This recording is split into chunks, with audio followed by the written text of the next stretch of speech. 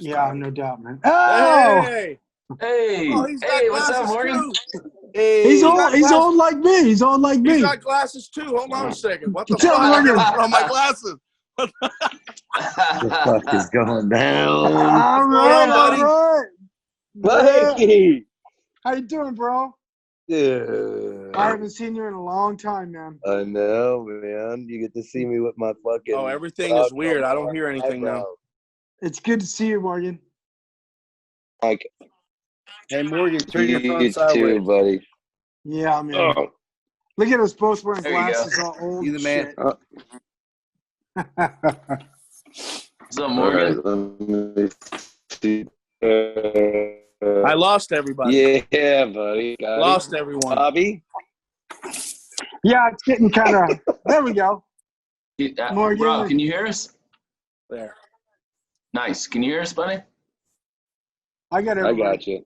Yeah, I got everybody. Oh, Morgan. Everybody. Yeah. Look All at right. that. Look at that. I've never seen you with glasses, Morgan. Dude, it's so fucking brutal. He's old. He's old, man. He's old like me. I'm so I have to use- old. I have to use them to read, man. When I try to read my Oh. phone, I can't. It's all blurry. Oh, It's terrible. I'm in my. You know what? I hit the 50s. I'm in the 50 now. You You are. know, so- Well, welcome to the club, brother. Dude, I'm only 6 months in. in. I'm only 6 months into my 50s. You know, when I met Morgan in New York City, he hadn't even gone through puberty yet. He was so young. Dude, I mean, that immediately, you just saying that just immediately made me almost cry. Me Like, too, I mean, bro. Yeah. God, man. I Yeah. had this like thing where I was, you know, I'm at home. I got my little dude in the other room, and it's like I'm isolated from other grown-ups, you know. Like, Right, I'm not yeah. really, because I was in California for a while with my girlfriend, and then now I'm like dad, and it's, you know. So Oh, I yeah? was sitting there. Say look hi. at Say that. hi. Yeah, this is Jax. What's up, buddy? Yeah. Little Doling. Little Doling. Buddy, All right, get out of here. get out of here. I was like, man, if I could just like go back, man, not even for the whole thing, you know, just like pick a few spots to go back to, and that would Right. be like incredible, man. That was such a different world, man. Such Yeah, a sure was. completely different life, you know. You know, we met Seven Dust in New York. I think we were playing Urban Plaza, and you were playing like down the street, right? Yep. And I believe you guys came to our show. We came to you guys. We came after you were done. Right You after. were- We just got off stage, Yeah, and it was like just get- we went like this. We didn't know each other, and we went like this and hugged each other. We're best friends from that moment. Yeah. It was crazy. It Yeah, was crazy. Yeah, it was. When It was we really toured cool. together, I mean, when we toured together, there was always half the bands would be on each bus. Yeah. Oh, So yeah. it'd be like half of Seven Dust and Snot Yeah. would be on the Snot bus, and half of Snot. Yeah. The Yeah. I'm bus. losing. It's like, I'm losing. We're like, remember Clint going to you, and he would bring all his shit to where it's like, I'm moving in here. Oh, I did that so much that Shit. Big Red kicked me off the bus a couple times. I'd show up with like my bags. He'd be like, "Oh no, you ain't coming on our bus again." I'm like, "Oh yeah, So what are you talking about? Morgan and Clint said it was cool. yeah, totally." Oh, shit. Yeah. Such Absolutely. a good time, man. Oh yeah, totally, man. Unbelievable. I don't even remember when I first met you, Morgan. I have no clue. I know it's a long time ago.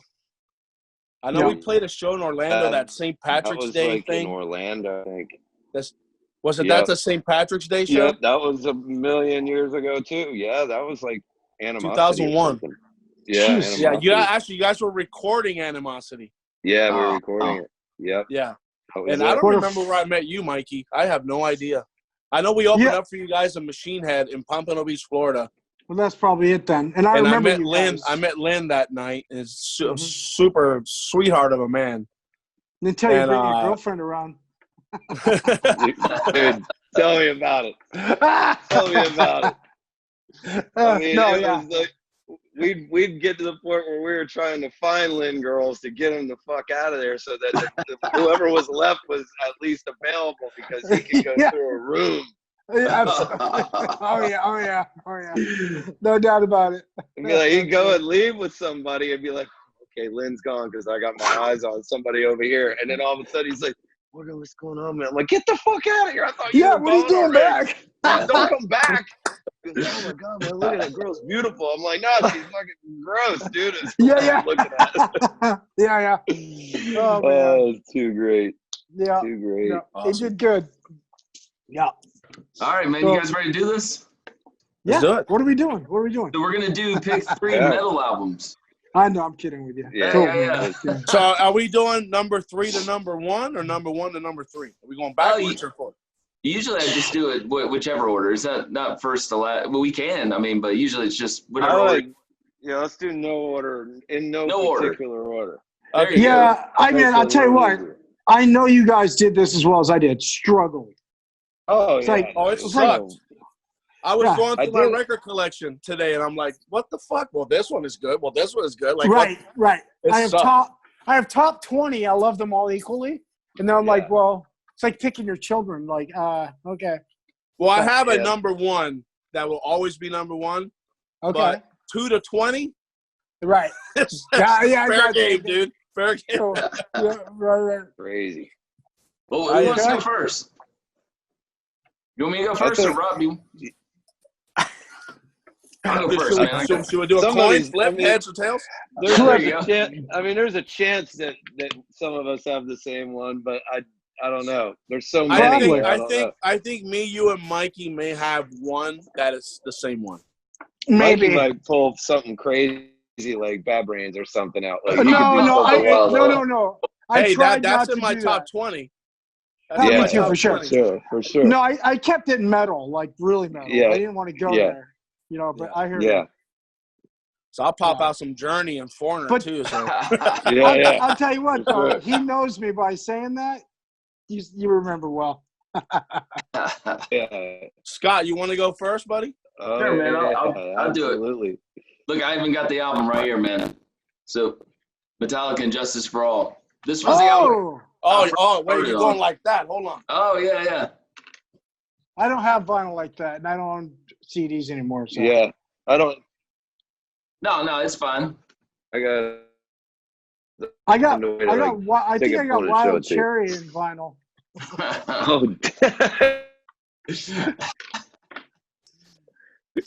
Man, Rob's searching. Well, anyway, I'll talk about this. Oh, what do you got, Rob? No, go ahead. I got Rob's got all the vinyl. I got way too many. I picked this one because it was the first album I got into. I was young when this came out, and the video used to scare the crap out of me. The one video, and also I used to I never knew, everybody talks about now there's no bass on it, but when I heard it I was so young I didn't care, and it was just, my brother was 5 years older than me, and he listened to this and he got me into it, so I was obsessed with Metallica shirts and the whole thing, and so, and then I kind of went back to Master Puppets and I got into all of it, but this was the first Metallica album. That record's amazing because they stepped out of their not comfort zone, but the writing changed on that record. They just were experimenting. They weren't just so straightforward heavy, and there was a lot of mellow parts that were still heavy, and it's a great album for sure to pick. It's killer, and if you want, Scott, if you want to hear the album on bass, there's a YouTube video called "And Justice for Jason." Oh yeah, that's right. That has the entire album with bass on it. Wow, I'm gonna check. I've heard about that. Yeah, I haven't even on YouTube. listened to that. and it sounds fucking good. Right. If that's the actual lines that he played, then it's a big injustice for all that didn't have the fucking bass on it. No doubt. And the kick drum sounds weird on that record. And I think that's the first time I think that I saw an interview with Lars that he actually punched in drums. That's the first time he actually had punched in drums. Oh, that's wow. a trip, man. That's a trip. Back then it was all live, you know. And that's the first time they did that slappy kick drum too. That's the first time we heard that, right? Ever. And then Pantera did it and all that. Am I right? Yeah. I think so, actually. Yeah. I guess they're trying to make it sound like it sounds live, right? Or whatever through a PA. So I saw them on that tour open for Ozzy. I think no, that was Master. That was Master. Yeah, right. Yeah. Mm-hmm. Right. But I think then that record's for their first headlining tour. Right. Yeah. Because they had. I mean, one was like that was. They had Queens right with them. They did Queens right with them. That's right. Right. It was Queens right. right. Yep. Yeah, I saw that as well. Yep. What a show. I think they had the Justice Lady fall over or something, right? Yeah, that's it. Yeah. Uh-huh. They reenacted that for a DVD. It was really, man, I wish I had seen that back in the day. Rad. Yeah, it was good. So who's next? We got, who wants to go next? I'll throw one out there, I guess. I mean, the first time I heard Randy Rhoads play Blizzard of Oz, it fucking blew my mind. I mean, it floored me. Ozzy came out of Sabbath, and then Blizzard of Oz came out, and I was just blown away, man. That's the first time I ever heard anybody play guitar like that. Of course, it was Eddie Van Halen and all that, but then Randy Rhoads came out, and for me, that as a kid, came out I think 82, and I'm pretty fucking old, so I was already in high school. Put it that way. And that record came. I know. And that record fucking floored me. I'm trying to think if I flunked 8th grader and you're really older. I was already in high school, bro. Oh, I love it. Love it. And That's I was just awesome. Oh yeah, I bought that record in the store, man, and it's for Randy, you know.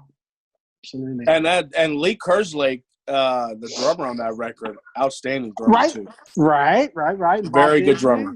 I mean, then he had Tommy Aldridge. He had Tommy Aldridge after that, who's also a beast of a drummer. But Lee Kerslake, those first two records, he killed it on those records. Absolutely, and Bob Daisley, right? Yep. Daisley. Right. Yeah. They had a killer rhythm section for sure. Yeah. No doubt. And did they get kind of jammed later on? Didn't Ozzy retrack those records? Yeah. With Trujillo. I think Trujillo and Borden. Mike Borden, right? Yeah. We love those guys. Right? Yeah. But they're trying not to pay those royalties. Yeah. That's fucked up, man. I didn't like that. Crazy. Yeah. All right, who's going next? I got a fun one. I mean, I'm just going to get it out there right away because it's let's get it over with. But actually, without question, one of my 3 favorite metal records is definitely the Snot record. Oh, get out. Oh, yes. Oh, yeah. And I'm not kissing no ass here because you know how much I love you anyway. But honestly, that record changed me. You know, that record changed me. Now you and got my fucking glasses misting up, man. Jesus. Dude, and I got to play I love you, man. But the deal is, you know, I mean, the history with I mean, I said it in so many interviews after that. I was like, I got to play a concert with my favorite band. I was like, that was a trip for me. You know, we played a show together. I played drums. You sure did, brother. And then we got close to the end of the show. Reno? Yeah. Yeah, I think we're in Reno. Bro. And, dude, this is how crazy it is we're 2 songs from ending the show, and Jamie walks in. He showed up. They made it. And him and Amy are at the bar watching the show. And I'm like, I got the sticks up in here. I'm like, you're home, buddy. Come get this shit because this is challenging. I'm good. He's waving it off. He goes, I'm good, man. And he's drinking. He's like, I'm enjoying the show. Dude, what happened was that he was with Amy and they stayed in the previous city or something like that for some reason. And they couldn't make it in time driving to get to the gig. They couldn't get over the hill. Right. The grade. snow was happening. That's right. So Yep. you said, fuck it. You played the show. Yep. Killed it. Lynn's like, Morgan says he could do it. And I'm like, did I? And he's like, you could do it. You could do it. That's right. And Sonny comes up and he goes, you could do this shit, man. Yeah.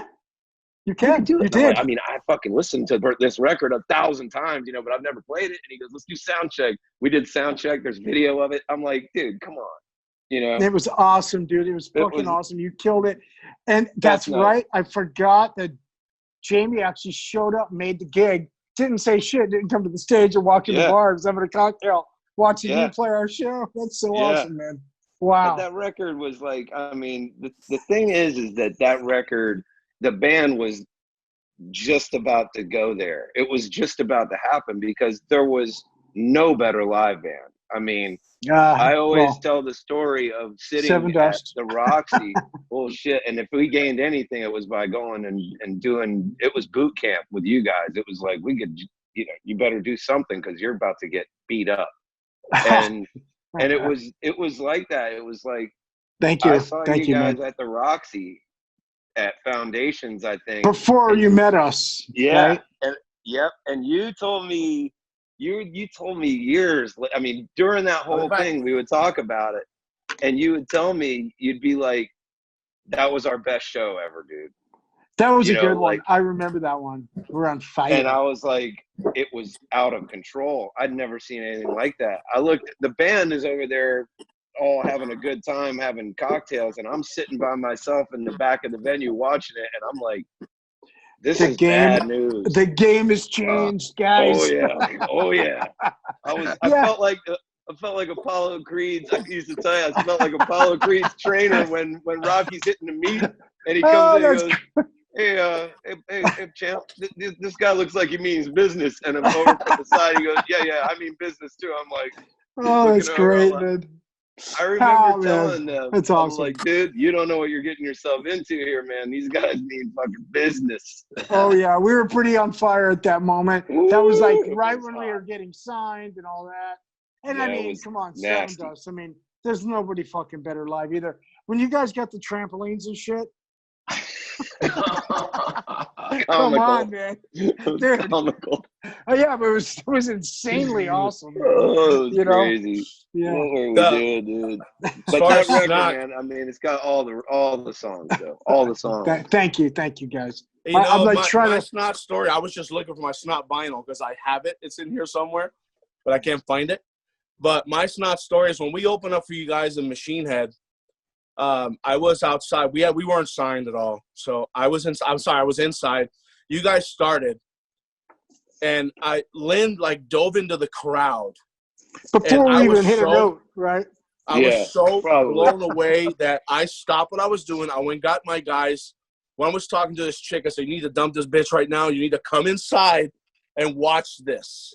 Oh, man. And it's because of you guys that Nonpoint is the live band that we are today. Man. And then after seeing Seven Dust, I said, okay, we got to bring it, man. We got to fucking bring it. And both of your bands inspired Nonpoint to be the live band that we are today.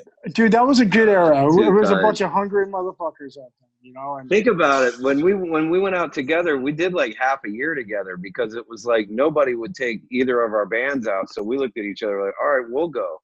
I mean, we played some nights. There were like 50 people there, or maybe 100 people. Sometimes, yeah. It got bigger and bigger, though. It got bigger and bigger, yeah.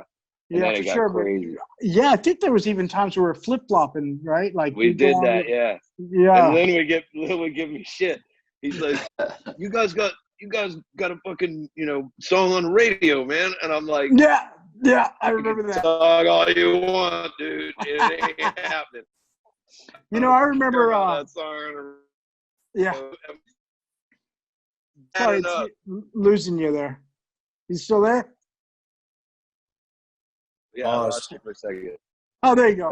There we go. Yeah. Yeah, I remember that. You guys had a song in the radio, and you guys were blowing up. We're like, well, you guys got to go on after us now.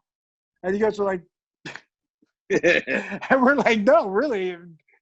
They know you better. You're bigger now. So. Deal. Yeah. You know, I remember. It was this the whole time. No. Shit, man. Are you there? I think Morgan's froze.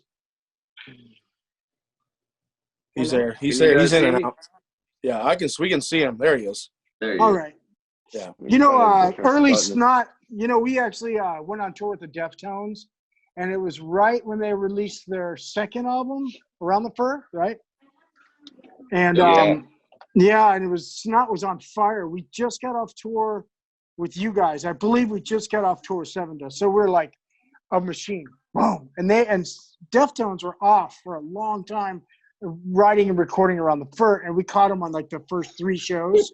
And we're supposed to we're supposed to do like 2 months with them. And the third show, they booted us from 2 the days.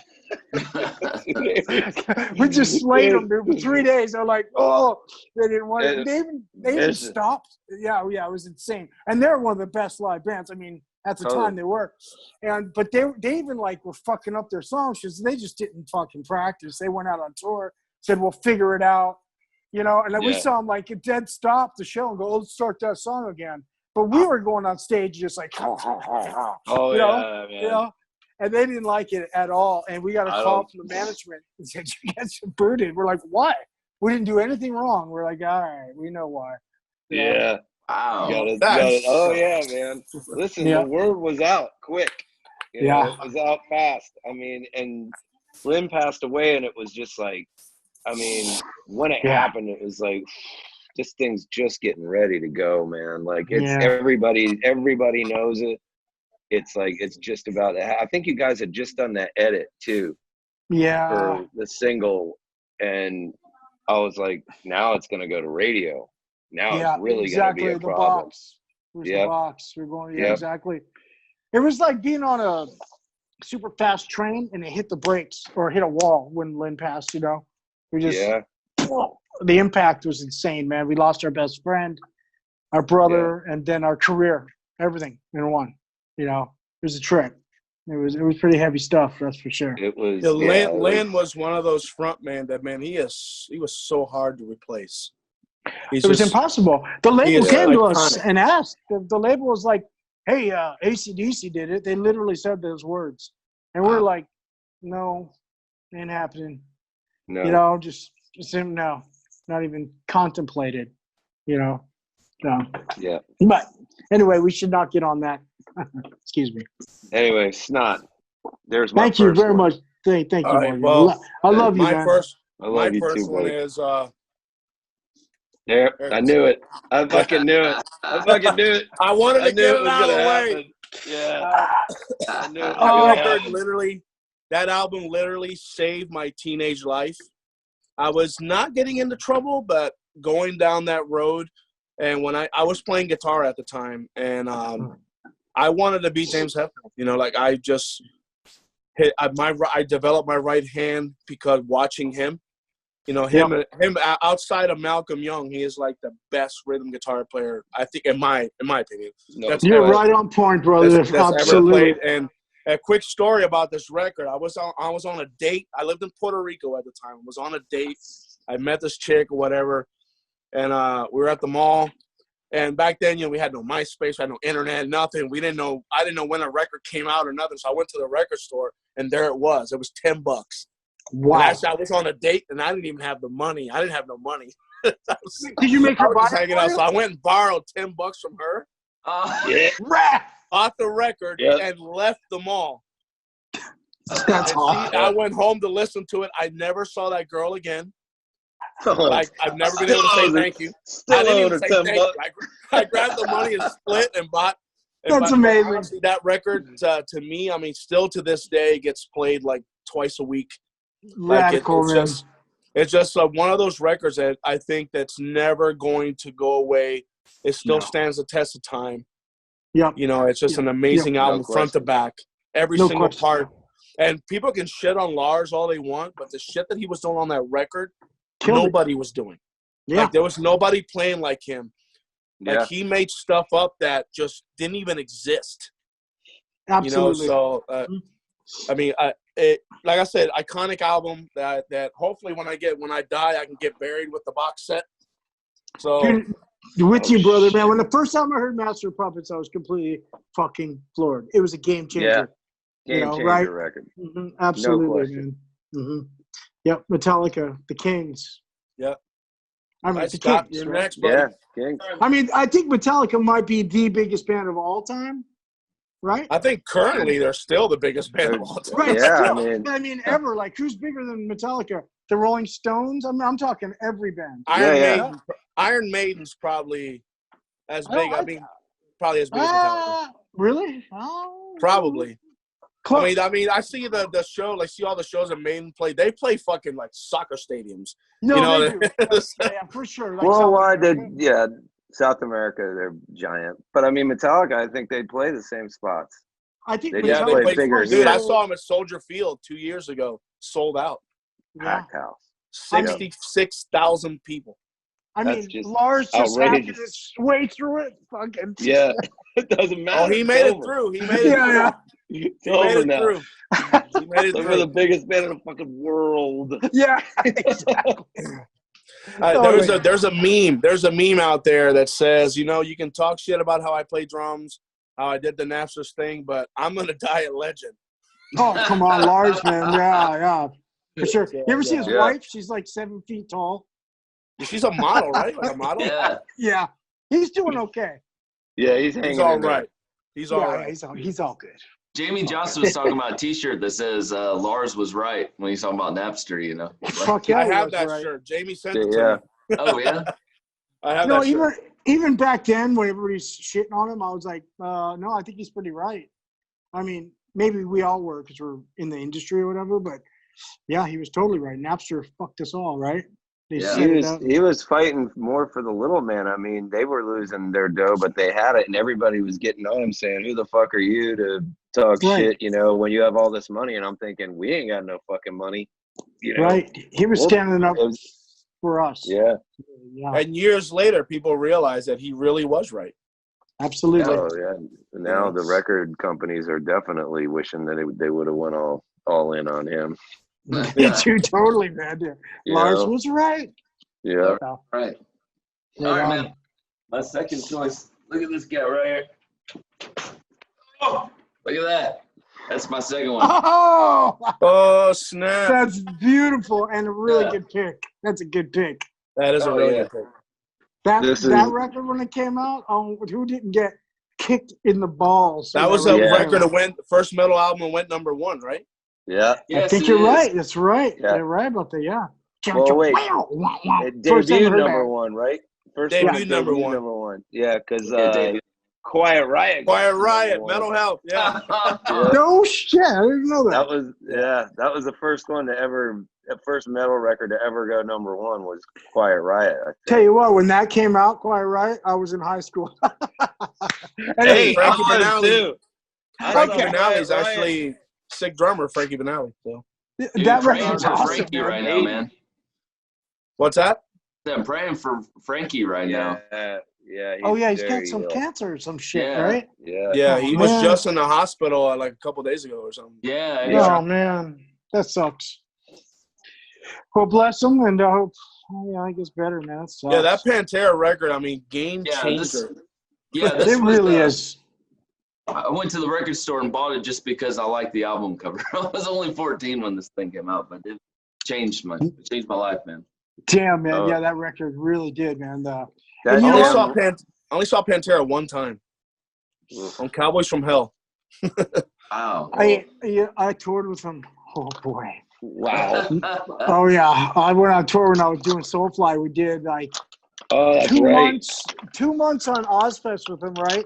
And then we went out for another 2 months supporting him directly after Ozfest. And, my liver hurt bad after Seven Dust. Really bad after Seven Dust because we went crazy. We went hard. Oh, we went hard. I won't even bring up how hard we went, but Dimebag would kick my ass bad. Dime would get, if I took a night off, it was in my bunk. Dime would find me in my bus, and take me out of my bunk and say, no. You don't get a day off. Oh, wow. Yeah. And I'd be in my slippers in the bar. like doing shots, forcing me to do them, man. It was incredible. Like now I'm happy I did it, but back then I was pretty pissed off. Yeah. Yeah. I Those like good that times. line. The line he used to use, I was like, dude, I'm not doing it tonight. He go, whoa, I'm not here to take your liver hostage, bro. Yes, he was, man. I'm like, the fuck you're not. Like, of course you are. Did you guys tour with them? Did Seven Dust go out with them? Mm-mm. But you drank with them. Drank with them a lot and did Damage Plan. Oh, yeah. We They never told me. toured with them either, but one night we drank with them, and that was one of the worst mistakes of my life. Oh, yeah, dude. He would say, well, drink it or wear it. I'm like, fuck. I drank, that's the first time I drank tequila, and I actually almost killed a guy that night. I was so drunk. It was, we did this, did you guys ever do the Local Bazooka in Massachusetts? Oh, yeah.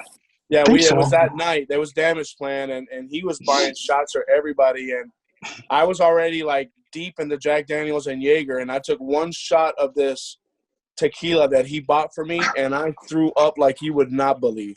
Should he like that? Then I kept drinking, and I was so drunk that I was going to fight, like, this entire crew.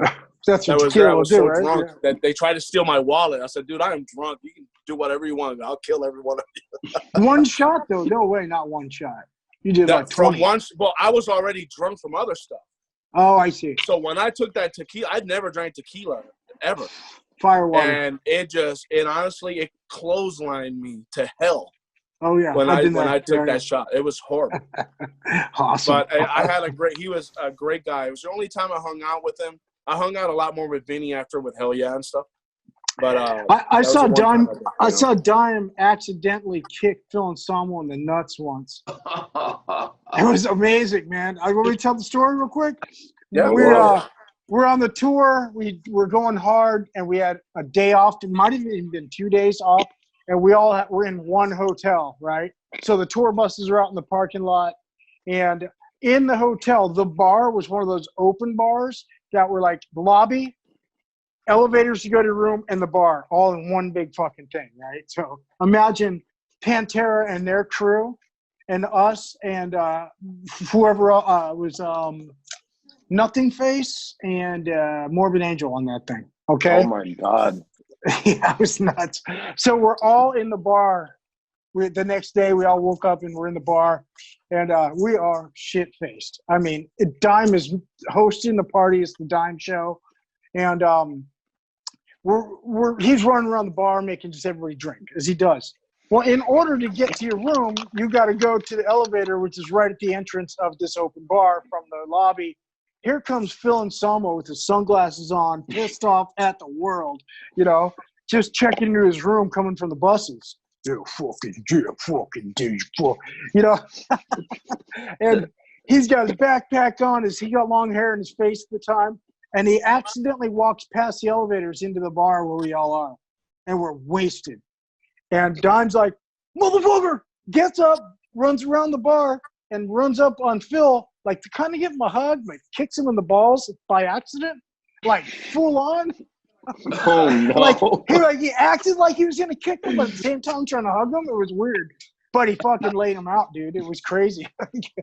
Oh, shit. So I guess Phil was even more pissed after that. Oh, dude, it was on, man. The whole place like, oh, shit. And Don's like, oh, fuck, man, I'm sorry, bro. And Yeah. Don, oh, yeah.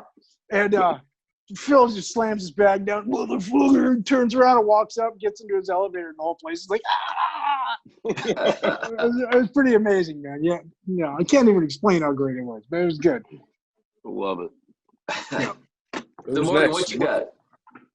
Well, I'm getting worn out here because I had Master on there. Oh. And actually, I know you can say Master as well. All right, guess so, right? Hey, man, it inspired a lot of people. And my other one is Vulgar. We just said He got destroyed.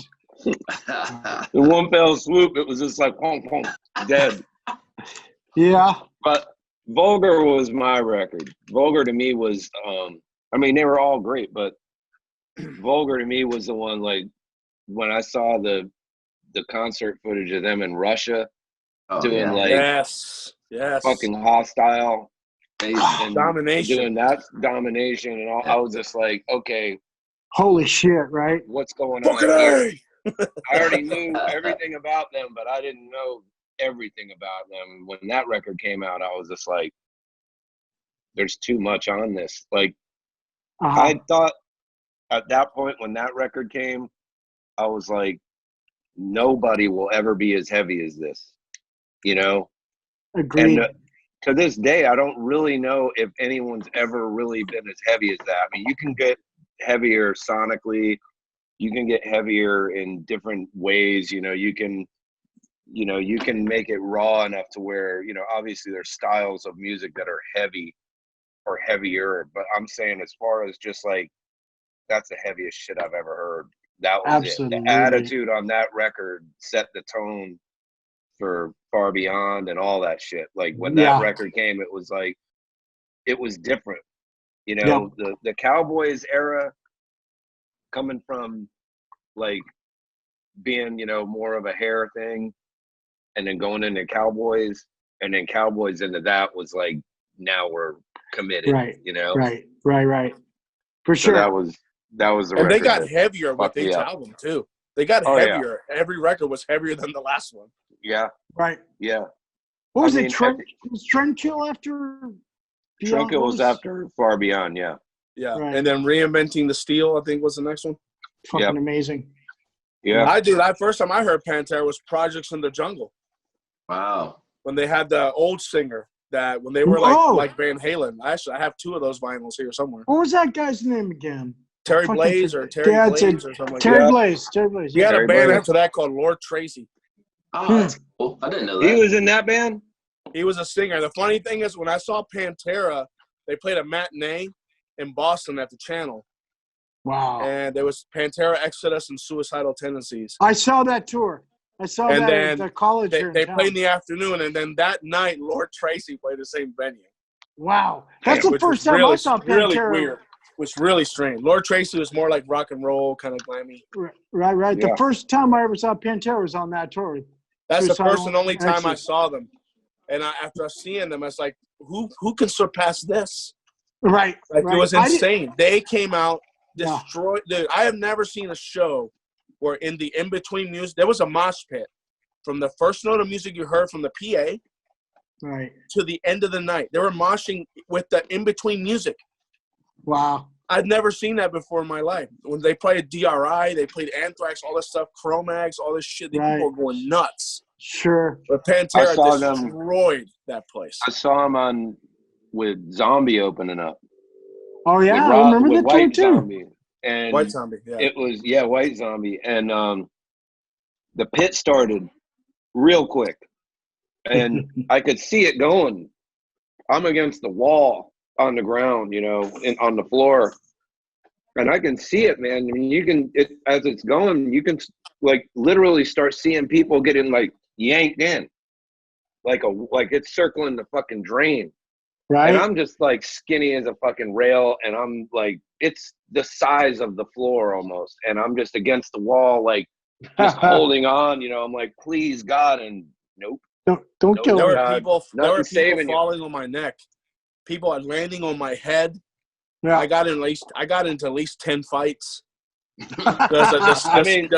skinheads and the long hairs were just going at it. So I fought through the whole show pretty much. Wow. I mean, Phil would literally just look at the crowd and he'd say, hold up, Dime, hold up, Vince, hold up. He stopped and he goes, this is a fucking joke. If I don't see you, I want to see you break your fucking necks. Yeah, that's like the kind of shit he would say, you know. He'd be like, I want to see you smash your neck in the air, you know. Yeah. He would say shit like that. He would say, like, didn't matter if it made sense.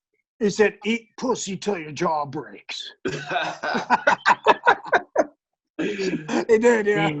Yeah, it's like these things, these Phil-isms that he would say during the show, and he would stop. He would say, we're not going to fucking play one more note until this place breaks shit. You know? Hell yeah. I remember he used to also say, he'd say, Put a crown on me. I'm the king. Yep. Yeah. That's fun. Yeah, my dick's bigger than all you motherfuckers. Yeah. All those things were true. Yeah, exactly. Absolutely, man. The man. Oh my God. Yep. What you got, Mike? Me? Oh shit, am I here? All right. Well, Ride the Lightning. We're going on Metallica. I'm telling you, it's like it's hard to not just go through. I mean, it's really hard not to go through them. Well, we all grew up listening to the same shit, I think, pretty much. Yeah, exactly. You know, Master did the same thing for me. It floored me. And Justice floored me. But when I heard Ride the Lightning, I was changed. You know, right? Yeah. You know, I mean, fire with fire. When you hear the acoustic thing, you're like, oh, cool. Then it just blasts your face off. Yeah. You know, that record, because nobody was doing that back then. You know? Yeah. And and there was a huge growth. There was a huge growth from Kill 'Em All. Right, exactly. To that. Yep. I mean, there was like Fade to Black. It was like a ballad, you know, considered. Now, back then, I didn't consider it a ballad. I just considered it a dark song. You know, but sure. You know, there was such a growth from Kill 'Em All to Ride the Lightning. And production got better. Right. When they were like better, 22 or something? 23 years old? Shit. Writing that album? Kirk was probably not even. Wow, man. Wow. That record, the thing is, I had a dear friend of mine. He always was ahead of the curve. And, like, he introduced me. We had known each other since we were, you know, in, like, middle school. And he was killer bass player. And so he actually brought me out to California to go to MI. Oh. He was 6 months in front of me, but that was my first trip into LA to get my ass kicked, was him bringing me out there. But he would introduce me to all this music. Like, he was the first one to introduce me to, like, even though it was old, he was like this old soul that was like into like Bootsy Collins, and he was into George Clinton. He was into like R&B, and then he turned around and he would sing like he could sing like Jim Morrison, or he could turn around and sing like Hetfield. And we would do covers, and he was introducing me to Kill 'Em All and Ride the Lightning. And I remember like he knew that shit before anybody else knew it. I'd never even heard of it. You know, they're 2 records in, and I'd never even heard of Kill 'Em All. Sure. I missed Kill 'Em All. I caught that off of Ride the Lightning, you know? I see, yeah. And then it was Fistful of Metal, you know, like all the big 4 were coming together. It was like big, you know, Fistful of Metal, Killing Is My Business. Yep. You know, all those records. I had those records too, yeah, for sure. They all came in at once for me, you know. He introduced me to all that, and it was like, this shit is crazy. Right, it was changing for sure. Absolutely, man. And I did hear Kill 'Em All, and I was floored by that. It was almost like a different language. It was like, what the hell is going on? You know? Yeah, totally. Yeah, absolutely. And then Ride the Lightning came out, and it was like, okay, here we go. You know? Yeah, changed everything for sure. Songs started to really be developed on Kill 'Em All. I mean, on Ride the Lightning.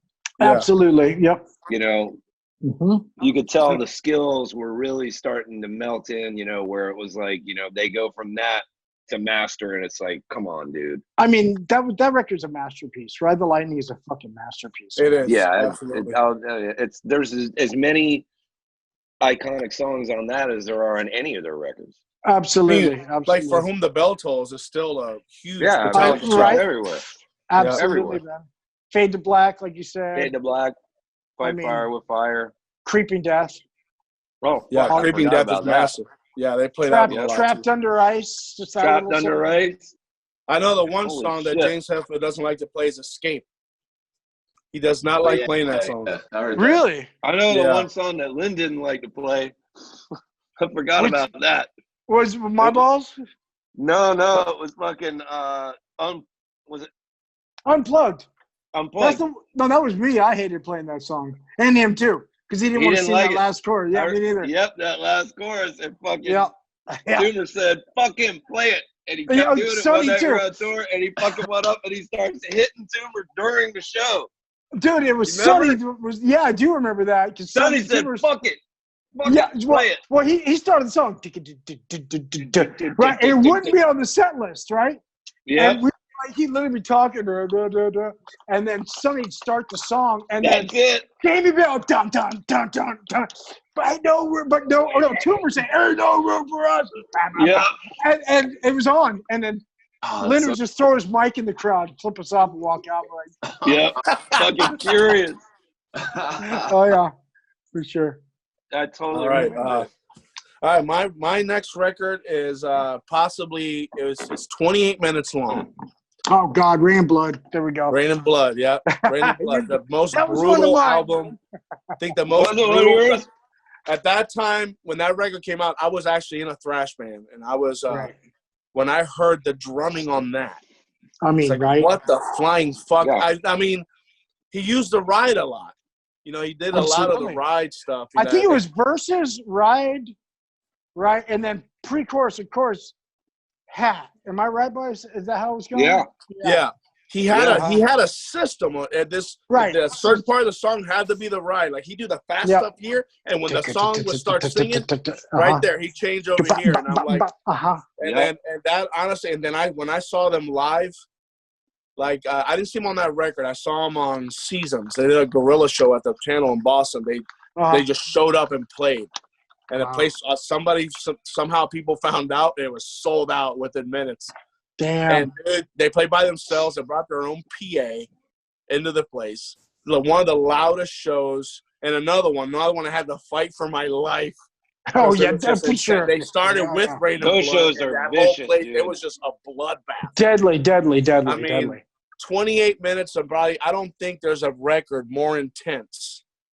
Dude, from there's front not to a record back. more intense. That's the most brutal metal record of all time, hands down. That is. I mean, the solos are out of key, but they sound great. You know, it's like it fits the whole thing. Like What was the song? Necrophobic or I can't remember the name. Necrophobic. The one I like is Epidemic. Right. Oh yeah, for It sure. started with the drums, had that fucking drum fill in the beginning, and Lombardo to me like the most amazing thrash drummer has ever existed, and it's insane because he's like 54 years old or 55. I just saw him on a video playing with Metal Allegiance. They played Rain and Blood, and he played it. He played it flawless. Still at 55 years old, he can play that song. Your old drum tech, Norm, was his drum tech. We were in Australia. Norm let me sit behind Dave Lombardo. Yeah. I watched the whole set watching Dave Lombardo, and I was like, how in full-on jeans, I can't play in pants. Effortlessly, too. Full-on jeans, and then Norm told me, watch what happens at the end of the set. He was sponsored by D-Drum at the time. They sent him a really horrible kit, and he took that whole kit and just pushed it over. He went back to Tama. Oh, shit. Really? You saw the kit, and it looked like it was going to fall apart. I mean, it was bad, but he crushed it, man. And like the fact I saw an hour of him just sitting next to him, my mouth open the whole time. Was I with you that day? Was that at Soundwave? Yes. That was our first Soundwave. And then Norm saw me on the side and said, dude, come back here. I said, really?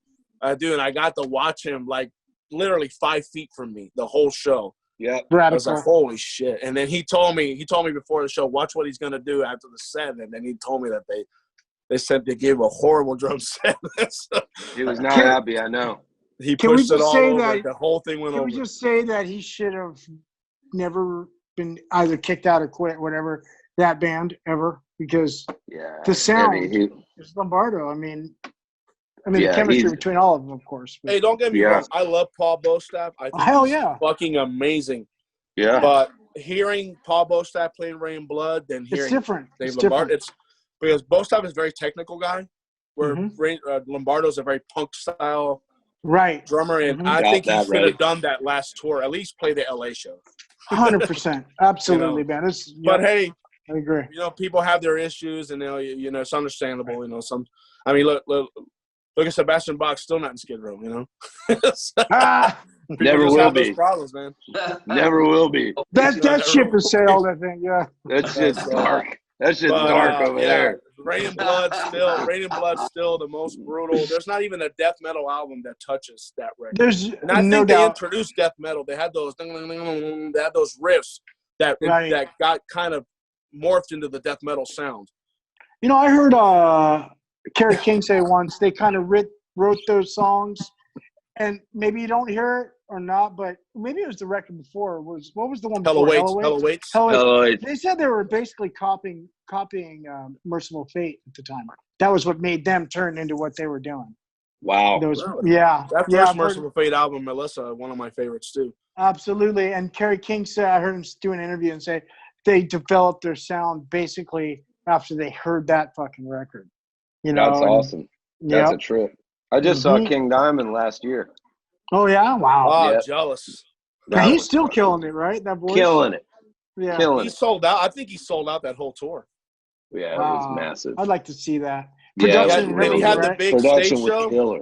Yeah, he had like it that was castle killer. thing, right? Yep, That's cool. yep. It was Bitchin'. killer. Wow, awesome. Right. I'll definitely have to get. You know, I do got one more. I don't know if I'm jumping. I had an alternate in case, and it's a live record, Unleashed in the East, Judas Priest. Yes, dude, that's cool. Yeah. Les Binks, man. Yeah. Right? The one drummer that they never talk about. Oh no shit! I didn't know that. I didn't even know that. Okay. He played on two. He played on two or three records. British Steel, and shit, he might have played on fucking Rock-a-Rolla. Wow. No. He played on Hellbent for Leather. Hellbent for Leather. He didn't play on British Steel. That's when Dave Holland came into British Steel. Right. It was Stained Class. Stained Class, Hellbent for Leather, and Unleashed in the East. Yeah. Right. And Sad Wings of Destiny. He's got a new band with KK Downing. Oh, really? And Ripper, the guy that replaced Halford, it's called KK needs to get his ass back in Judas Priest. Yeah, man. It's called KK's Priest. That's crazy. Not feeling it. He's got to go back. He retired, so, the guy they have now, that Richie kid, he's good. Dude, he's great. Yeah, how about really their last album, Firepower? Is it? Yeah, amazing. Yeah, that was good album. That was my favorite of 2000. That was my favorite album of 2018. I love it. I mean, those records are still good, man. The thing with them is that it's almost like there's too many songs now. Like the fucking catalog is so huge with substance, with great songs, that they put out new records, and it's like, fuck, man. I mean, what are you gonna do? Like, this is a great record. How are you gonna play any of these songs? I think Firepower is their best one since Defenders. Am I wrong? Since Painkiller. Painkiller, maybe. To me, I don't know. Yeah, okay. I like Painkiller. Painkiller. They had that Ram It Down. They had that period, put out Turbo and Ram It Down. They kind of like went in this weird direction. Yeah, weird there. Right. Yeah. Right. Uh-huh. And then, like, when Painkiller came out, Glenn Tipton, I guess he was listening to Alex Skolnick because he was doing the classical guitar thing. But Defenders of the Faith, though. Firepower, and the production on Firepower is amazing too. For sure. Well, Andy Sneap did that record, and he's playing guitar in the band too, right? Yeah. Am I wrong? Yeah. Well, Glenn Tipton plays just every now and then because he's got the Parkinson's, so he can't really play, which sucks. Man. Damn it. Yeah, man. All right, let's get to Scott, buddy. So KK and Glenn are not even in the band now. Well, KK retired from music. Right. So, and he opened up a golf course or some shit. Damn it. Why do people gotta get old, man? I don't know. But now he's playing music again. He's playing music again, so. That'd be cool for them. They got to, before they shut it all the way down, man, they got to get at least 4 of the 5, Well, I think this is their 50th anniversary. That'd be cool to get one real good one. 50 fucking years, dude. Ian Hill and, what's his name, the drummer? Scott Travis. No, before Scott. Dave Holland. Those two weren't even on the posters and shit back in the day. Dave Holland's in jail. Dave Holland got locked up for screwing around. Oh, I think it was he child kids? stuff. Child pornography stuff or something like that? Yeah. Well, he goes right into the meat grinder then. Fuck him. Yeah. But Scott Travis, dude. Scott Travis is a beast. He was in Racer X, right? Yep. Yes. Yep. Monsters. Whoa, man. Paul Gilbert, exactly. And who's that other guitar player? Bruce Scarified. Boyliet. Yeah, Boyette. Yeah, yep. And Those Al records Andretti. are good, man. God. Yeah. Those race Scarified. records. Woo. You remember that that was shit? like kind of speed neoclassical speed metal or something like that. Oh, Well, I think it was like man. kind of Judas Priest-ish too, in a way, right? The Yep. singer was, in a way, yeah. Yeah. And I think they were like recording some of those. Didn't they do a live record from the Whiskey or something like that? I'm pretty sure. I don't know. Yeah. Yeah, they for sure. did. Mm-hmm. That's the one I heard. And I was like, And that's where they did Teenage. What was it? They did a Bowie song. I forget. What- 30 years ago. Teenage Moon. What the fuck is the name of the song? I just lost it in my brain. What is it? Google it, Scott. I will, man. I'm kidding, man. I Fuck it. remember I had that. I bought it because I was a California kid, you know, and I saw Racer X back then before I even played music. And I was floored. I mean, I played music a little bit, but they were around the same time as Cacophony. Remember Cacophony? Right, exactly. With Marty Friedman. Marty Friedman, Becker. Dragon's Kiss. Remember that record? Speed Becker. metal something was called. Right. Mm-hmm. Yeah. All right, Scott, what you got, All right, man? So it's different right here. Korn. Oh, all right. I wanted to pick changed the game. Deftones too, man, because I love Adrenaline, but this one came out first, and it was amazing. It game Right. changer for sure. when I first heard that record, I didn't know what was going on. I was like, did you like it when you first heard it? I loved it. I loved it, but I didn't know what was going on with Jonathan doing all that. I was just used to roll. Yeah. The first time I heard that, I was actually live. They were opening up for Marilyn Manson and Danzig. Wow. I never heard. I saw them live first, and then when I got home, and they were on Headbangers Ball, and I was like, "Wow, this is like I'd never heard It was a different. guitar tone like that." Yeah. It seems like they recorded all that live in one room, is what it sounded like. Ross They Robinson. did that at Indigo Ranch, right? Yeah. Yeah. Yeah, that was a game changer for sure. Huge game changer. Absolutely. I mean, it invented a genre. Which is It called sure did. new metal, Yeah. which we have all been thrown in, Hey, don't mind. which is weird. It's like it was. Me and Clint saw them. I mean, we watched that climb super fast. It was like the same kind of deal like happened with Seven Dust, because it was like, and like it was happening with Snot too, where it's like you would go to a town and you play, like we played New York 13 times on the first record.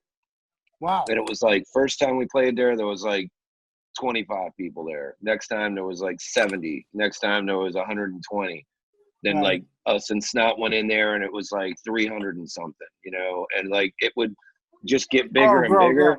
Yeah. And that was happening in that era, because where we come from, you know, with our demo, our age group is like the fucking band would come through town once when we were kids, you know? Yeah. Right. Uh-huh. And then maybe you get lucky as I got a little older and there'd be like a band like that would open up for somebody, and then they'd get a little bigger and then they'd come back and headline. So you might see them 2 or 3 times maybe. Right. Mm-hmm. But once it happened in that Korn era where it was like, we're just going to keep coming, Right. you know? So they played Atlanta the first time. It was a somber reptile that probably held 150 or 200 people.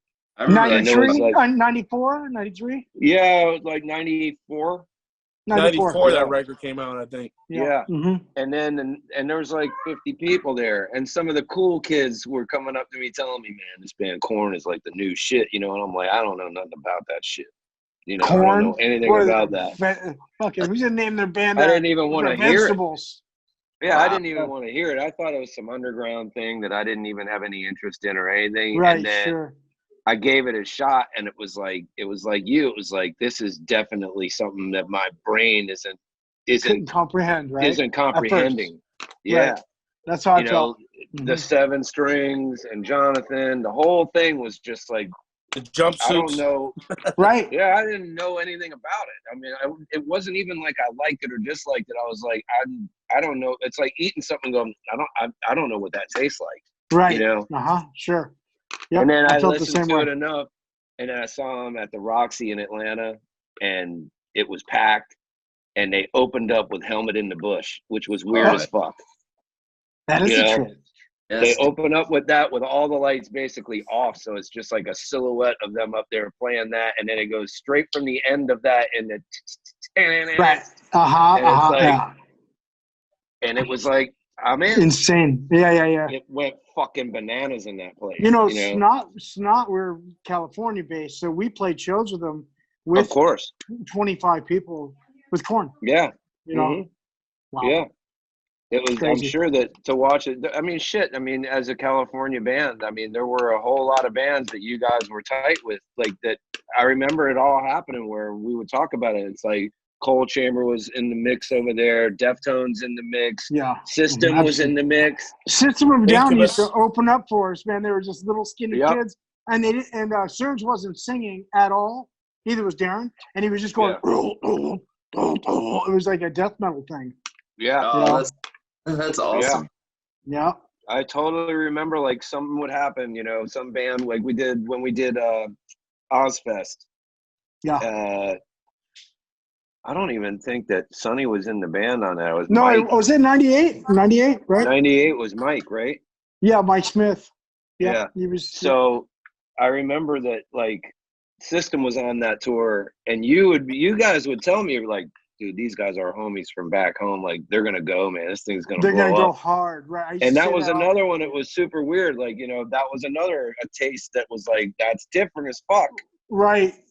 Absolutely. And I'd seen them 100 times before that in L.A. We played with them in there since they were kids. Yeah. And we Snot played with them at the Hunterage in Vegas once, Halloween. I know that place well. And yeah. And we did it together. Were you there? We did the Hunterage on New Year's Eve. We sure did. Yeah. And fucking Incubus opened up. Yeah. Other little kids. Dude, but I saw System get booed off the stage. Really? Like, they were throwing these mini pumpkins that they spread out in the venue because it was Halloween. Yeah. Throwing full little mini pumpkins at System of a Down. Boo! Between songs. We want Snot. And they come backstage, and Darren, tears out of his eyes, going, what the fuck?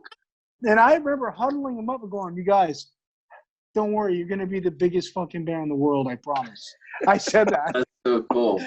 Don't worry, man, this is funny. And it definitely happened. They got huge. They're big as fuck. They don't even have a plan. They're still big as fuck. I know. They don't play. Exactly. It's crazy. Crazy. Yep. Anyway. Who's next? Morty. Well, I mean, I'm going to have to come up with something off the rack because you guys we have derailed your list. I thought Morgan, that's you right there. It's always me. That one was always me. Is that the one? No, Morgan like that one time. I mean, I was trying to do something different, but that one was the first, like, right. I'll say that one because that was the first time that I went to, like, a real concert by myself. Not by myself, but like without chaperoning. Right. Sure. It was like I mean, I even think my uncle came with us, but he was young, and but like I had gone to see Kiss Dynasty, but my mom took me, and shit like that. But I went to that concert, and Uriah Heep opened up, and they opened up with. I know they opened up with Hellion, Electric Eye. I know they did that, but I just remember like it. That was like the real live introduction to all of it. Because I mean, I'd seen all the fucking concerts. I'd seen them when I was a kid. My parents took me to see like Zeppelin when I was a kid. I saw bands when I was a kid with them because they were. I saw David Bowie on Ziggy Stardust. They handed me to a fucking security guy. Didn't even know the guy. Just like take him in. He likes David Bowie. And I'm looking at this fucking guy. I'm like, I don't know, 6 years old, 5 years old, looking at him like, give him to a complete stranger. It's awesome, Wow. But I mean, that was the concert though that I was like, I was figuring it out. I was nervous. You ever remember going to the first concert where it's like, there's big people here. They all are dressed up in the metal kind of thing. Yeah. They smell like fucking weed hard in the arena. And I'm just like this little kid, that's looking around going, this is fucking scary as shit, Yeah, absolutely. And then the lights go out and the fucking booming sound, and I was just like, I almost wanted to get the fuck out of there. You know, like it was scary to me. Yeah, but I sure. remember watching it and just being like, this is a whole nother world, you know? This is like, I think I want to do this, but I don't ever want to be out here again. I want to be up there because it was scary out there. And little did I know that it was just going to get scarier out there. Right. Dude, Robb Halford, I mean, with the bullwhip and the Harley and the it was overwhelming when we were kids, for sure. Yeah. No question. I mean, and as a kid, they I was had just like, whoa. And the collection of songs that they had. They had so many. It's not just that one was or when two. they had really a lot. hit it. It was hit after hit after hit after hit. Yeah. It was funny. I had no fucking clue who they were until that record. Like, I missed the whole boat going into that. And it was, I have no idea why. Like, I know that, like, Living After Midnight and the popular stuff, you know, British Steel Point and of stuff Entry, like that. Breaking the Law. Right. Point of Entry, actually, Point of Entry was where I started to like them because I was, you know, watching videos, and then they had like Heading Out to the Highway. Right. Was out there. So I did start watching them then, but it was like not, you know, back then they did a record a year almost. It was like a record every 18 months or something. It should still be like that, but I mean, it's got to be like that for people like us.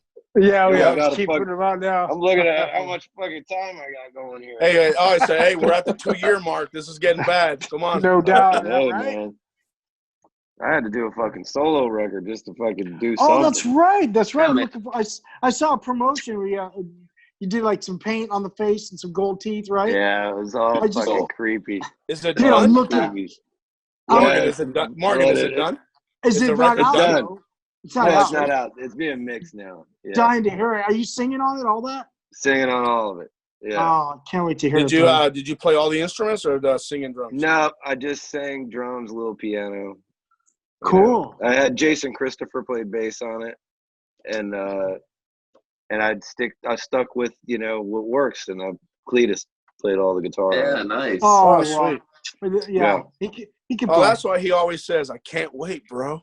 Dude, it's the fucking same fucking deal. I told him the other day, I was like, yeah, I said, it's kind of weird. I was like, so me and you read a lot, you know, with Seven Dust. He's like, yeah. I'm like, LJ sings. He goes, yeah. I'm like, you know, we wrote all that stuff with Call Me No One. He goes, yeah. I'm like, you sing that. He goes, yeah. I'm like, we wrote all this stuff for my solo record, and I'm singing it. He's like, yeah. And I'm like, so it's really the same fucking band with 3 different singers. It's the same shit. You know, we're like, you know, we're just gonna get Vinny to sing the next thing that we do. Dude, I'm definitely looking forward to hearing that. When's it come out?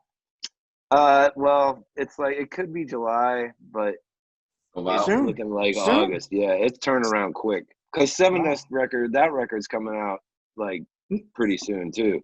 Okay. That record's been done since November last year. So that was broken off so Clint could go do his solo thing and give it space, and then the fucking world shut down. Right. So shit. Hey, Clint's solo record is amazing. So good. Whew. That dude's crazy talented, man. Did he just put out an acoustic thing just like the other day? He put out like an EP that came out just the other day, and that thing's just out of nowhere. Unreal.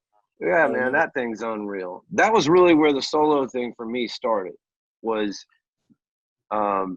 he sent me a track for this EP that he was doing. I played drums on it, and basically he was like, I don't think I'm going to use real drums. So I'm like, that's fucking brutal. He just told me to fucking bounce.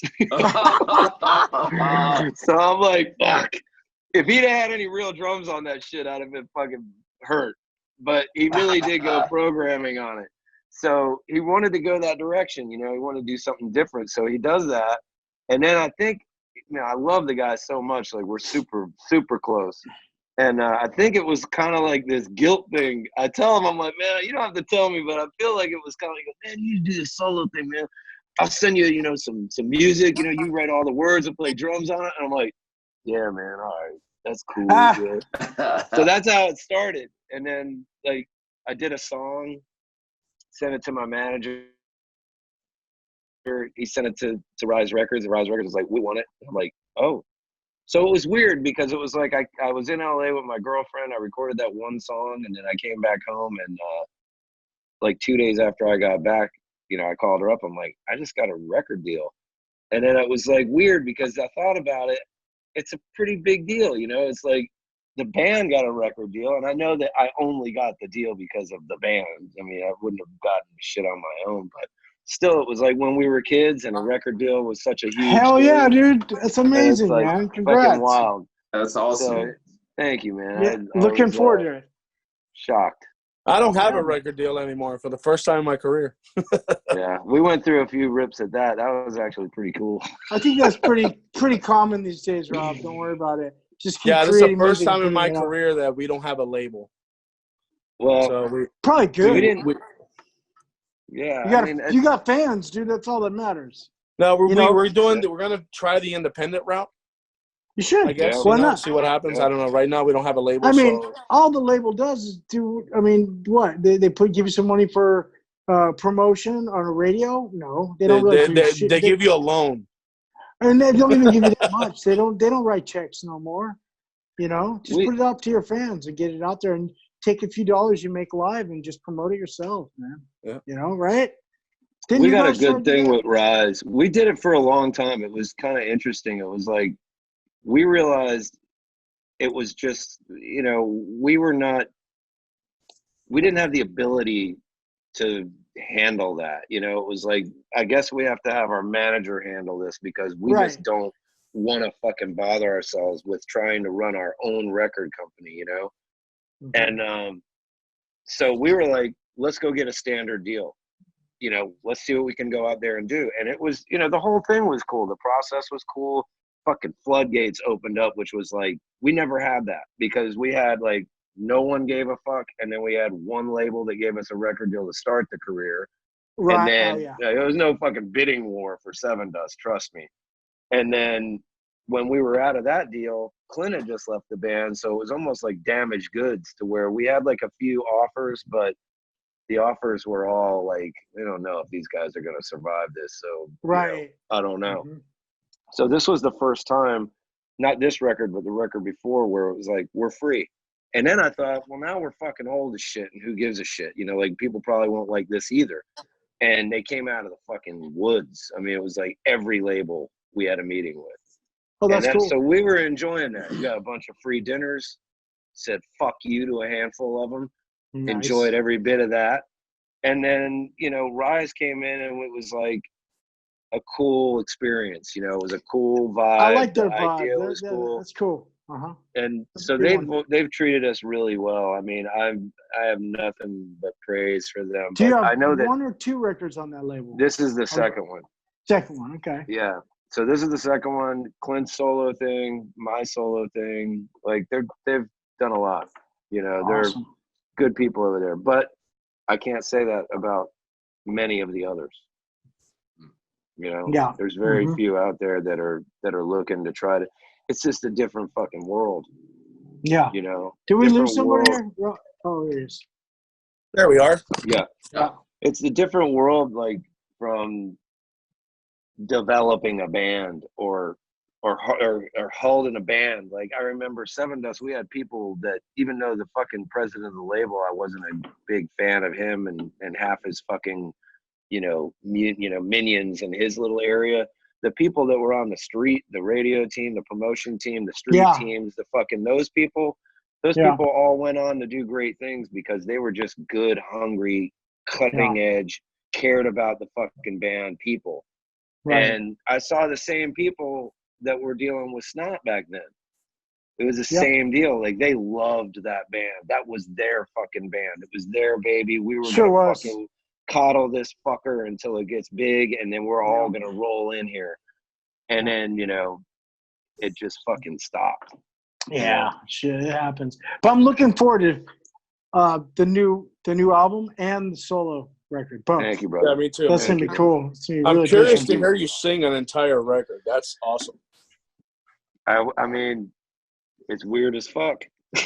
No, it's got. I'm looking forward because you've been such a prominent voice in Seven Dust. Now there's you got very little of the screaming in it. I'll just tell you that. Oh wow! excited. I'm excited to hear it. So who's Cool. next? Mikey, are you next? I think that was all the albums now. Did I have another one? No, that's all of them. I did 4. I had a last three. one. Excuse me. Go for it, man. What was it? My last. Well, before I do that, I'll show you. Oh, Hey, there it is. look at Look at that. that. Look at that guy right there. Whoa, little kid. Yeah, little boy. Yeah, that Derek could My grow last one of one these. is, since we're sticking on the metal, the first Machine Head album, Burn My Eyes, was a huge record for me because at that same time, like Pantera, Sepultura, Biohazard were out. You know, they're kind of waving the flag, the metal, like they took over. I think grunge was kind of on its way out a little bit because grunge kind of killed the whole thrash scene. And then the new resurgence of bands like Biohazard. And that first Machine Head album, I just went to see the 25th anniversary show in February. They played the whole record. Oh, yeah, that's right. And Chris Contos is still, dude, can play. Dude, he's awesome. Played those songs in 25 years. Yeah, for sure. Wow. Chris is cool. And he played it like it was like he had been in the band the whole time. Yeah, they made a vinyl out of that too, didn't they? What's that? Didn't they do a vinyl? Yes, I have that. They sent me one, actually. It said Oh, that's cool. re-recorded the whole record at Robb's studio and released it. Wow. But, yeah, man, that first record was really cool. And Rob Flynn hated Lynn's guts. I think I remember that. We used to tour together. We toured with him early. And I think I remember that too. Yeah, raising hell. Rob hated it, man. Lynn had a few. There was a few out there. But yeah, that's my third pick. It was hard to pick, man, but I have so many others that I could go on forever. With the metal world, there's so many Anthrax and Megadeth. Oh God, yeah. You know, but those are my 3. Did everybody pick their 3? Yeah, man. Yeah. All right. Dude, I appreciate you guys doing this. This is amazing. Thank everybody. You guys, man. Absolutely. It's great to see all you boys, man. I think it's fucking absolutely ridiculous, man, that we have to do this. It's fucking crazy. Yeah, it's a Zoom life, dude. It's a Zoom life. It's weird, yeah. You see all these bands doing these Zoom videos, doing the covers. Concerts, man. I heard that they're going to start doing concerts on video now. You know? I'm not doing that, man. We're actually going to do a virtual show. Wow. Just because, that's what I mean. like you know, 4 of our shows that we had were postponed. No, we really weren't going to tour this year. We were going to take, you know, the year off and kind of reset and whatnot and work on the music. But we had shows, and right now I'm like trying to make ends meet over here, doing the Uber Eats thing. Oh wow, man, rock and roll, dude. Do your thing, brother. Hey, man, ain't no shame when it comes to taking care of your family. No fucking no shame with that. That's for fucking damn sure. I have no shame. I have no shame when it comes to taking care of the family. Absolutely. I'm trying to hope these things make a resurgence so I can sell this for about 200 clips. All right, dude. Fucking write Lysol on this spray right here. Yes. Go ahead and sell that for another 200. Hey, Morgan, I do got a new band that people don't know about. It's like a side thing that's turning into a really cool situation. It's called Wyote, and it's some buddies from out in Belgium. And it's just some friends. You know, I got Channel Zero out there, too. I've been doing that for about 11 years. Yeah. It's really well, but I have another thing, a side project. It's kind of taken off. I got 3 new singles coming out. We're going to drop them like month to month to month. Just drop them with videos. But we have a new singer, and I've not told anybody, and I'm going to like tell everybody here on this. Everybody know Aaron Nordstrom from Gemini Syndrome? Gemini, yeah. He's a great singer. He's in the band. He's our singer. Wow. So, yeah, he's pretty damn good, too. So we just recorded. Great. He's great. We just recorded 3 songs with Chris Collier, who's worked on like the last Korn record and the new Korn record, and it came out fucking solid, man. So I'm going to start dropping those pretty soon. Yeah, it's pretty cool. Wait a minute. Where does Chris Collier live? In Vegas, Las Vegas. Okay. He did live in Hollywood. He moved to Vegas like 3 months ago. He did the last Korn album, right? The newest one? Yeah, well, he was on the team. He worked with Jonathan, and of course he tracked a lot of it and stuff. I think there was another guy who mixed it. but he's now working on their new one. I don't even know if I'm supposed to talk about it, but he's writing with them and recording the new shit right now. Awesome. That's so cool, man. Yeah, I'll call you up after this, and then you can fucking send. Dude, me I'll send you a couple songs. Absolutely. You said do you have the songs with Aaron? I do. I have 3 of them. You sent me something with the previous singer, right? Yeah, and you know what? It was pretty good, but we started rehearsals and it just was not going so well live. You know, in the studio, it's a different thing. He was killing it, you know, or we were killing it for him. And then we started rehearsing, and he's a tattoo artist. He never really was a singer. And we gave it a shot, and he had all the charisma in the world, but it wasn't working out. So I called Aaron, and I sent him some tracks, and he was like, I love it. Let's do it. So we got in the studio and went really good. I'll send you some music. Yeah, I'd like to hear it, man. It'd be awesome. Yeah, I'll send it to you guys. You can totally hear it. And, so are the other dudes are in Belgium? Yeah. So me and Aaron are the only Americans, and there's that's cool. You got a fucking flying buddy too. Yeah, exactly. He gets to fly over. We already have some stuff booked. We have a festival booked in September if it doesn't get canceled. But it's our first show, and it's a co-headline. It's like 2,000 seater. We'll see how they sell the tickets and all, but it's pretty exciting to be back beautiful, in the man. saddle. Awesome, man. I like that. Yeah, Mikey. Yeah, I've been keeping my shit together. You know, I kind of backed off all the boozing and all that, and you know, I'm pretty healthy. 4 months without a cocktail, dude. It's weird. Oh wow. I'm you brother. For real, dude. Good Congratulations. For you. Good for you. Yeah, awesome. That's awesome. Cool. 4 months. I haven't drank in a long ass time. Hey, and you just did your record in LA and no drinking at all? No drinking. Dude, me neither, man. Hammered right after we get off of this. I was gonna say, I'm glad we didn't see each other in LA. Oh yeah. If we had seen each other, the wheels would have flew off. It's gonna happen. It's gonna happen soon. I mean, I'm not like going. You know, I'm not going all sober, but I'm glad that it didn't happen then. It'll happen in a few weeks. The next time Morgan, on another promoting, note, you call me. Morgan, on another note, how you feeling, man? I'm good, man. Yeah, I'm feeling pretty good. I mean, I'm just a hypochondriac. You know, I'm like, you know. Yeah. Right. Oh, dude, I heard. So I got the fucking COVID. You know? Dude, I got sick. I got sick in March. I got sick in March. I was coughing with a fever, and I thought I had it, but thankfully it was just a sinus infection. Oh, so yeah. Who knows? Maybe I had it and I didn't know. I have no idea. I hope not. I took an antibody I hope I got test it. for it. Because then, you know. It up so you can hear Jax. If I did get it, I hope I did get it. So. Yeah, man, it's super weird. I mean, my son's getting bored, so I'm bringing him in. Yeah, bring him in there. That's so cool. So how's the cases in Atlanta? Is everything cooled down, or it's pretty crazy. I mean, I don't. You know, the thing is like I just figure that I'm gonna end up hearing about it. You know, like I just got to where I would stop checking on the stuff because I was just like, it's driving me crazy. I mean, I was in LA when it hit. You know, like I mean, how about this one? So. I know this girl for a really long time. I go, you know, we start dating in like late January, and I have a bunch of meetings in New York in like beginning of March. So I'm like, I had a doctor's appointment to see if they were gonna have to do another surgery on me. And if that went well, I was going to California. If it didn't wait a minute. I'm lost here because I got interrupted by my wonderful kid. Why were you getting surgery? What happened? Oh, shit. That's a whole other episode. Am I not allowed to bring this up? Because I remember you got sick, and I forgot till you just said that. Yeah, I got super sick. So, like, you know, deathbed sick.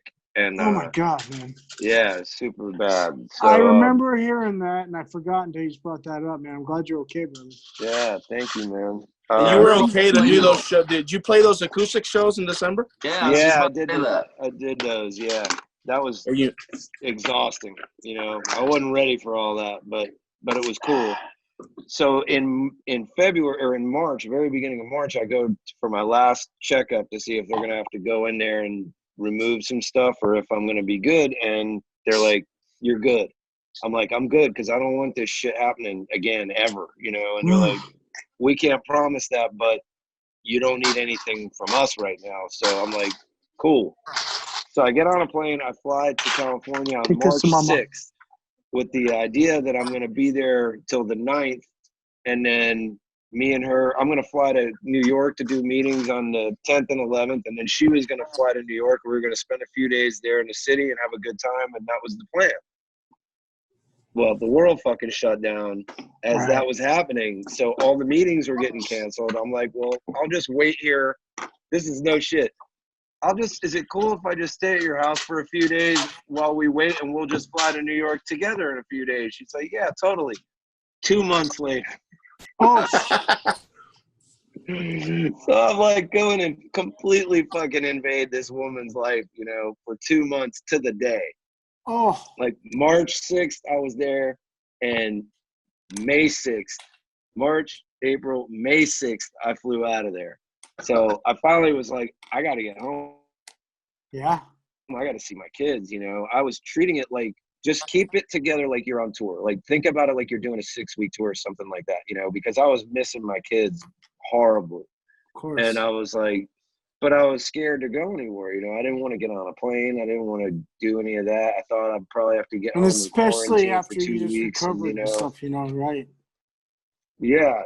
So I was like, it was really weird. And so I was like, you know what? Fuck it. I'm going home. I got to see my kids. You know, I had these fears of like, I'm going to get sick out here and no one's going to be able to, I'm never going to see my kids again. You know, like it was, you know, the whole thing was fucking getting to me bad.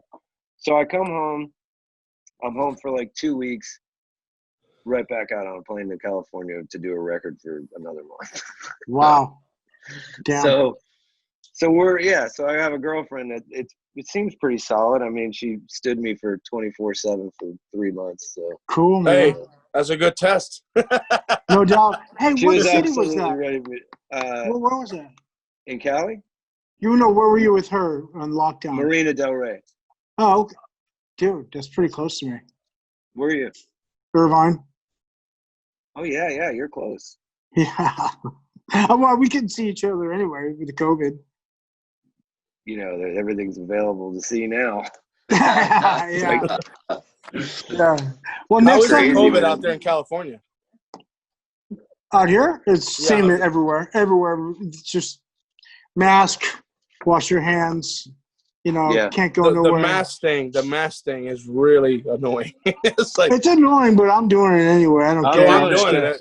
Well, you can't go anywhere here without one. You can't go get groceries or anything. We can't here too, exactly. But they're opening up stuff now. We can go to restaurants, but we're still doing takeout and whatnot. So, but hey, next time you're in Marina Del Rey, let's hang. We're doing it for sure, no question. Yeah, for sure. I'll be there in like 2 or 3 weeks. I'll be there. Great, again. great. Let's go out and get some food. This was awesome, guys. Yeah, man. I love you guys. I'm leaving right now for 2 minutes. My wife you guys and take care, man. We're gonna head out and go to dinner. Rob, thank you, guys. I like it. You guys. I love you. Love all you guys. Take care, Love buddy. all you guys too. All of you. Hey, Morgan, let's get on the phone. Yeah. Soon. I'm gonna send you some tracks and stuff, and we'll talk. 100%. Yeah, call me later or tomorrow. You know, I don't even know if I have your number. I will get it from you. 678, and I'm just kidding. Well, no, Scott. I got his number. I can give it to you. Just forward it over to me. Yeah. I have one from you from like 100 years ago. You guys take care. All right, guys. Yes. Bye, Rob. Good to see you, Rob. Take care. Love you guys. Later. Rob, love you, buddy. Later, bro. Take care. Bye. Bye. Cheers. Bye. Cheers.